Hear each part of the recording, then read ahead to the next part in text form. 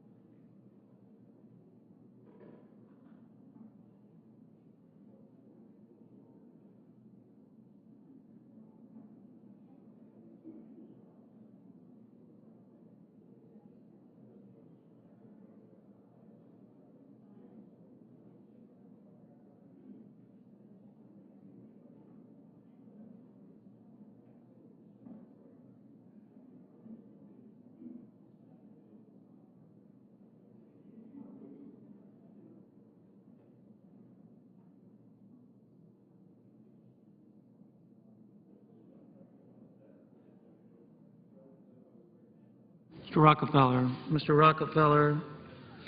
Aye.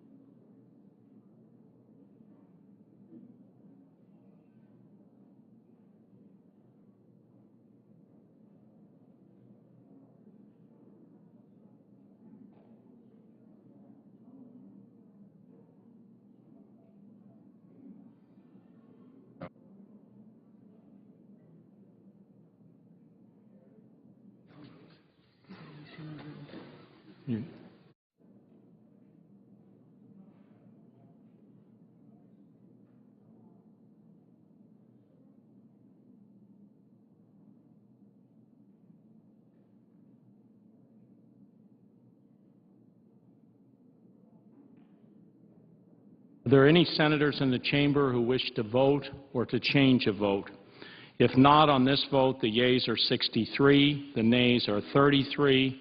One senator responded present. 3/5 of the senators duly chosen and sworn having voted in the affirmative, the motion is agreed to. Majority Leader is recognized.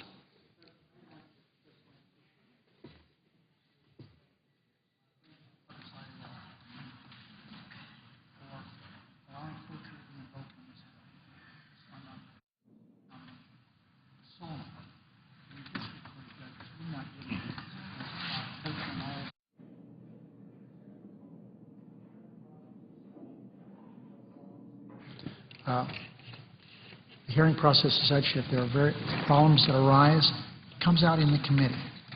There's ample time to make the case if you don't like him personally for whatever reason. But this is a good man. The biggest problem he had is he's a trial lawyer, a very fine trial lawyer. But I express my appreciation to those on the other side of the aisle who did the right thing. This is going to make the atmosphere around here so much more pleasant. I'm disappointed that we weren't able to get cloture on the small business jobs bill. That was an important piece of legislation. I thought it had been so very, very fair on this legislation in allowing amendments. And we're going to continue allowing amendments.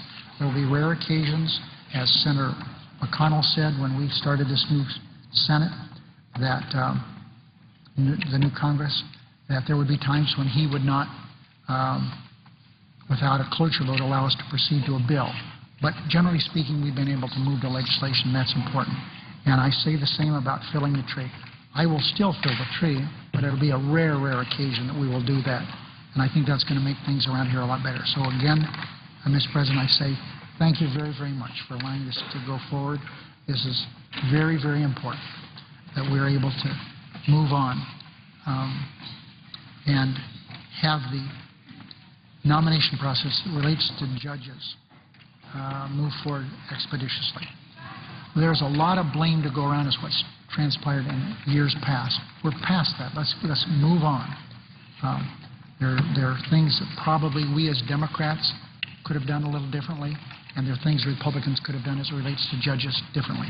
But let's start now, as we have done today, with a new day. And so, again, I say for the fourth time, this is really a good day for the United States Senate. President. Senator from Rhode Island is recognized. Mr. President, I want to thank all of my colleagues, particularly those who supported this motion to invoke cloture. But everyone brought to this floor very vigorous arguments and very clear positions. But I think what is confirmed today is not just moving forward on the confirmation of one judge. It is reaffirming a practice here in the United States Senate that if a nominee of home state senators is put forward by the President, if that person, that man or woman, receives the appropriate evaluation by the Bar Association, the appropriate vetting by the FBI, the appropriate scrutiny of the committee, and then the vote of the committee to bring that district court judge to the floor, then we will move to passage, an up or down vote on the merits of the individual appointee. There were extraordinary individuals engaged in this discussion, and they may view, in fact, I think they do view the merits quite differently than I. But what they had firmly in mind was not just the moment, but the Senate as an institution. I particularly want to commend Senator Alexander, and Senator Graham, and Senator Collins, Senator Brown, Senator Murkowski, Senator Snowe, Senator Thune, Senator Saxby, Chambliss, Senator Johnny Isakson, and Senator Kirk, as well as all of my colleagues who joined. But this vote, I think, fairly was less, in many respects, to many of my colleagues, about an individual. It was about whether this Senate would conduct its business in a time-honored tradition. whether the viewpoints not just of individual senators from a particular state, but the community of that state, the business leaders, the civic leaders, the members of the bar, their views and their evaluation would be weighed successfully. And I thank everyone for the opportunity to move forward on this nomination. And again, I appreciate and respect the principled debate and thoughtful debate of those who took a different position. But I think that today is not just a case of an individual nomination. I hope it sets the standard going forward, and again, a standard that we, as Democrats, must respect. That if a person is nominated, if that person passes through the close scrutiny of the Bar Association, of the FBI, of the Judiciary Committee, and comes to the floor, that person deserves an up and down vote. And that is something that we all have to respect. It can't be a device of convenience for the moment. It has to be a practice of the institution. And I think today we went a long way to institutionalize that practice. With that, Mr. Chairman, I would yield the floor to my colleague from Rhode Island. Mr. President. Senator from Rhode Island is recognized. Mr. President, I had planned to make some similar words if my senior senator would stay just for one moment with me on the floor. He spoke so eloquently that I'm simply going to associate myself with his remarks, but I also want to add one additional point, which is how much I appreciate his leadership and how hard he worked and the extent to which the credibility that he has built over years with his colleagues in this institution has helped to get us to this point. This was not preordained. There are times when it feels here as if the interest groups that seek our attention and our good wishes control the day around here, and there is not much of an institution. But today was a day in which the institution stood up for itself in all the ways that Senator Reid mentioned. So again, I'll just associate myself with his remarks and add my gratitude and respect to him for his leadership through this process.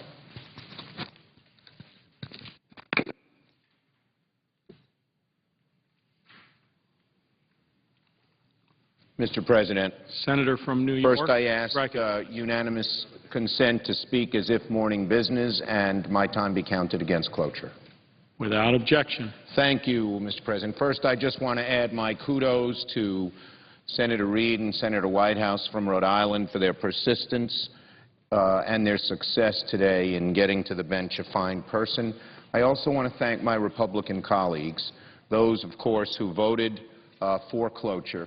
And maybe that will help break some of the log jams here. I think it's very meaningful to us on this side of the aisle that that happened. It should have happened, of course, but the fact that it did happen maybe says something that this is a day after what happened over in Pakistan that we can come together, and it's meaningful. And I want to thank Senator McConnell as well. He had his strong views, but obviously we know the respect that his colleagues have for him, and thank him as well for understanding that there would be differing views within both sides of the aisle as well as on both sides of the aisle. But I rise to speak of a different subject today, and that is about what happened in Pakistan and the aftermath. First, of course, the killing of Osama bin Laden, the evil mastermind of the world's bloodiest terrorist organization, was a thunderous strike for justice for the thousands of my fellow New Yorkers and citizens from all over the world who were murdered on 9/11. It took almost a decade, but the world's most wanted terrorist finally met his fate 4 days ago. New York's heart is still broken from the tragedy of 9/11, but at least this brings some measure of closure and consolation to the families and the victims. When I spoke to the families, one of the things they said that galled them almost every day when they woke up was that their father or mother, brother or sister, son or daughter, husband or wife, was gone and bin Laden still lived. Well, that kind of galling knowledge is no longer in their hearts and minds because bin Laden, at least, has met his deserved fate. We owe a massive debt of gratitude to our military. They've done an amazing, amazing job. I've sat in on the briefings, and your jaw drops at their professionalism, their excellence, their sacrifice, their courage, their dedication. Unbelievable. And that's true also of our civilian intelligence. The CIA, led by Leon Panetta, should just be incredibly proud, and we know they are. An agency that gets too little acclaim and accomplishment deserves it. And finally, it should not be forgotten the job that President Obama did. His steely courage, his quiet courage, was incredible. All one had to do was look at some of the films from the Situation Room and learn a little bit of the history to know what an amazing feat this was for our president. He could have taken the easy way out in a certain sense. He didn't. The easy way out probably would have been an air bombardment, but we never would have known certainly that bin Laden is gone, and there might have been, probably would have been, many unnecessary civilian casualties. And the president chose the right path. And I want to say something about this president, Mr. President. He's not a chest thumper. He's not somebody who involves in a lot of rhetorical flourishes. He is serious, he is focused, he is factually driven, but let no one mistake the fact that he is fact-driven and often quietly contemplative for a lack of steel or a lack of courage or a lack of strength. This incident showed the true strength of the man. And his speech Sunday night, modest but forceful, proud but understated, was President Obama. And there's been a lot of talk of lack of determination or taking a side or focus. I think the people who do that mistake the president's style, often low-key, often fact-based, often without chest-thumping or big slogans, for a lack of strength. They're so wrong, and the actions show it.